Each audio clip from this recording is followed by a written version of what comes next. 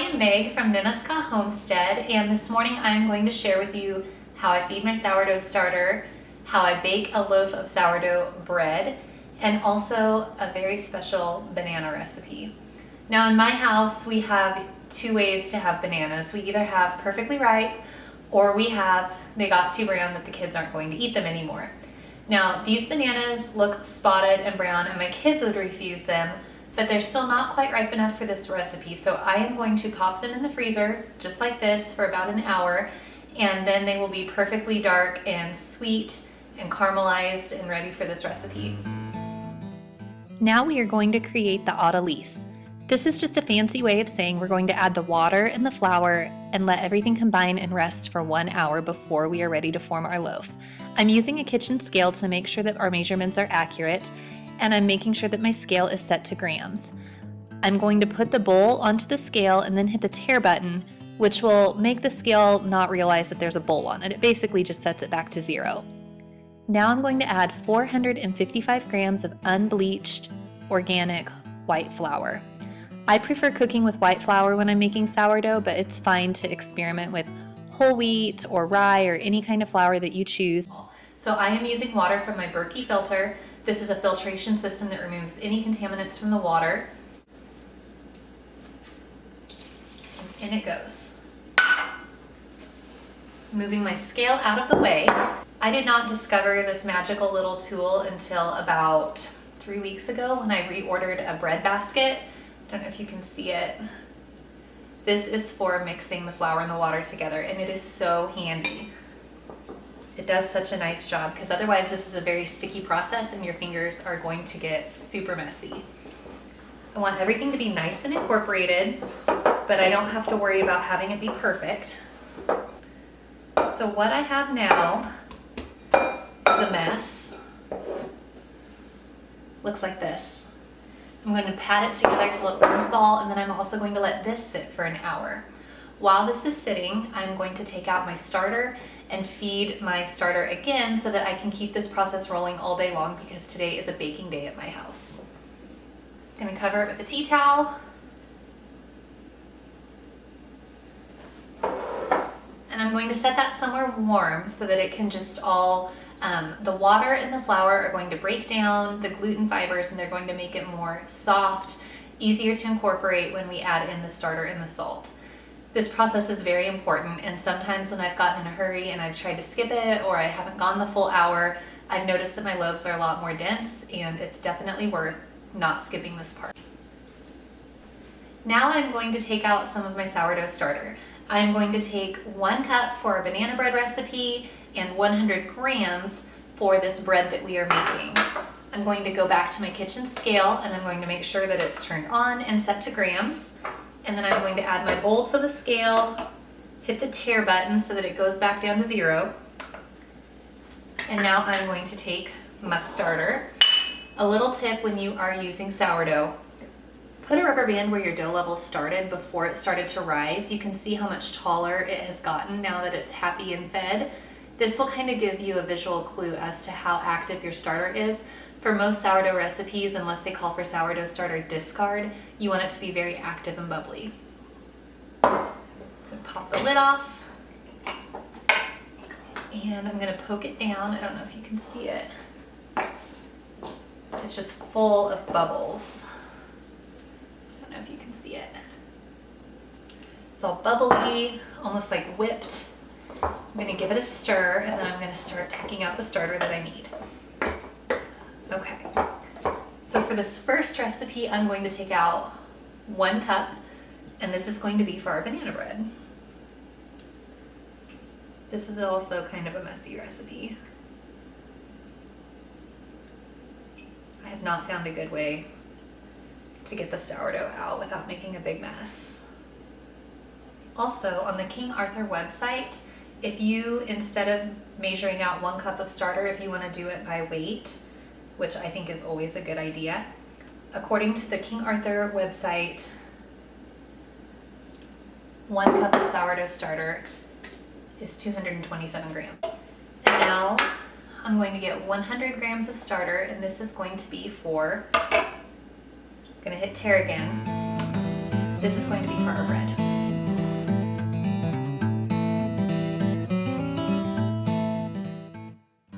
The ingredients you will need to make sourdough banana bread are 4 ripe bananas, 2 eggs at room temperature, 1/3 cup of maple syrup or honey, 1 cup of sourdough starter, 1 teaspoon of vanilla, 1/2 cup of butter at room temperature, and 1/4 cup of dark brown sugar very tightly packed. The dry ingredients are 2 cups of all-purpose flour, 1 teaspoon of baking soda, 1/2 teaspoon of cinnamon, 1/2 teaspoon of Himalayan sea salt. Preheat the oven to 350 degrees and lightly grease a 9x5 loaf pan with butter. Better yet, if you have parchment paper, line the loaf pan with parchment.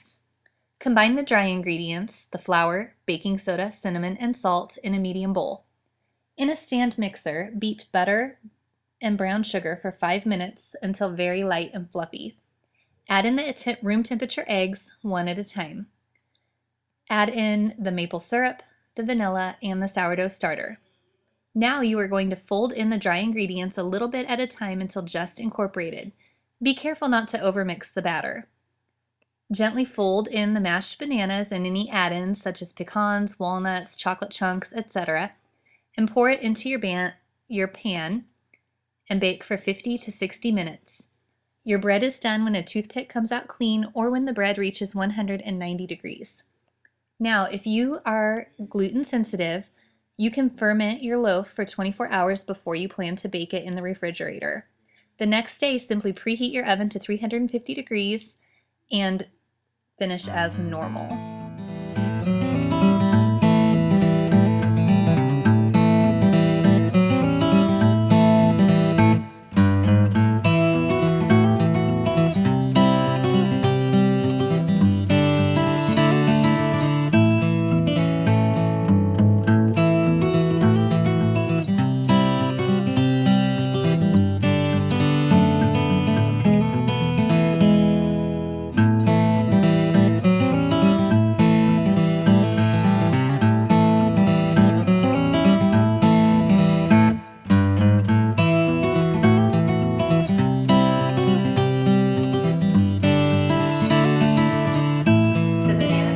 Baked and cooled, and it turned out really good. I think I added just a little too much salt because I didn't measure it, I just kind of guessed.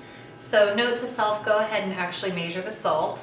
But now I'm going to form my loaf. It's called a boule. I'm going to put it in my basket, and then it's going to ferment for 24 hours. Well, 12 to 24 hours. My family, we kind of prefer the taste of one that goes for 24 hours. It's a little bit cheesier, a little bit richer. It just tastes really good to us. Okay, so how you're going to do this is you're going to take your dough out of the bowl. It looks like this. And I'm going to put it onto my counter.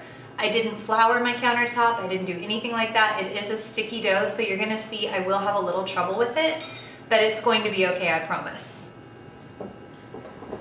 If you have a dough scraper, a lot of these, the basket companies that you can buy your basket from, they come with like a dough scraper and a dough stirrer. I don't know what it's called, but those can be very helpful.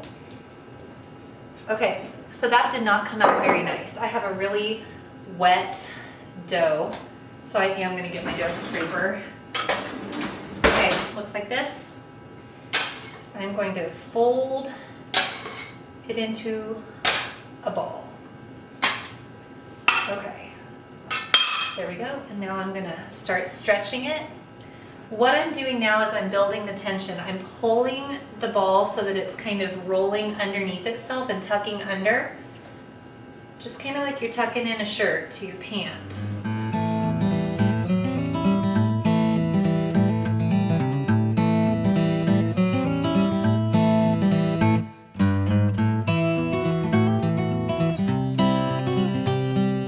Now I'm going to put it into my boule basket. The round ones are called a boule, the rectangular ones are called a banneton. And I want this to stay the top. So I'm going to flip it over, and it's going to rest in here overnight. And then I am going to dump it out onto my parchment paper, and this will still be the top, if that makes sense. So the pretty side is going to stay the top, except for while it's fermenting, it becomes the bottom. Okay.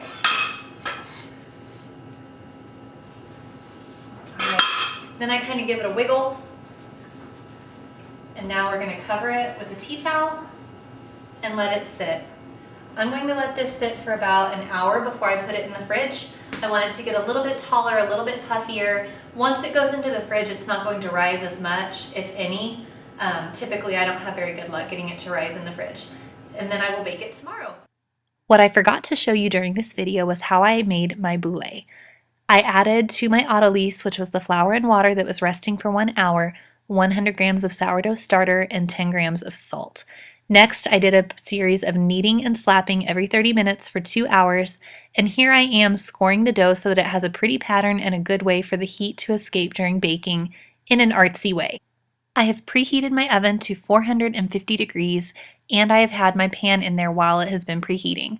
I've put the sourdough loaf onto a piece of parchment paper to keep it from sticking, and I'm going to bake it for 35 minutes with the lid on and then take the lid off for an additional 10 minutes to have a perfectly cooked loaf of sourdough that has an internal temperature of 190 degrees.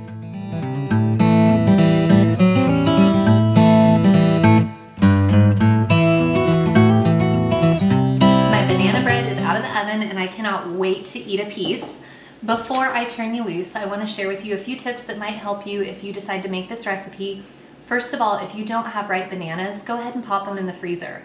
What this will do is it's going to turn them more ripe. The peel is going to turn kind of a really yucky brown color. The inside of the banana is going to get a little bit more soupy in texture, and this is a good thing. What that's going to do is it's going to enhance the sweetness of the banana, which is going to in turn enhance the sweetness of your sourdough loaf, which is a really good thing, I promise. My next tip is don't overmix the batter. This calls for a two-step recipe in which you mix the wet ingredients together first, and then you mix the dry ingredients, and then you combine everything together. If when you combine it all together, you end up mixing it too much, you're not going to like the texture of your loaf. It won't be as light and puffy, and maybe you saw how tall mine popped over the top of the pan. That's what you want. Okay, you can also make this recipe as muffins. What you'll do is you'll use parchment liners for your muffin tins. You can find those on Amazon. They will not need to be greased. That is my favorite thing about working with parchment, is it takes the place of cooking spray. I don't have a really great cooking time for that, other than 20 to 25 minutes is a standard for muffins. My perfect tip for breads, anything sourdough, anything cooking, is if it reaches an internal temperature of 190 degrees, typically your baked goods are going to be done at that point. Anything above that, they might get a little bit too dry, and anything below that, they might be too doughy. Okay, my last tip is if you like a more chunky banana texture, leave out 1 to 2 bananas and instead chop them into small pieces, almost like you're feeding them to a baby, and then throw them in at the end, and then don't overmix it, and you will end up with like little pieces of banana. Okay, that concludes my tips for this. I am going to finish baking my sourdough tomorrow morning. I'm going to show you how it turns out though. My last tip for sourdough, like I said, get it to 190 degrees. And if you enjoyed this video and you are new to my channel, please subscribe. And I would love to hear any comments, likes, shares. You can pin it to Pinterest. Any feedback that you have is great, and continue to follow me for any recipes from scratch, gardening tips, or tips on natural living. And I hope you have a wonderful day. Thank you.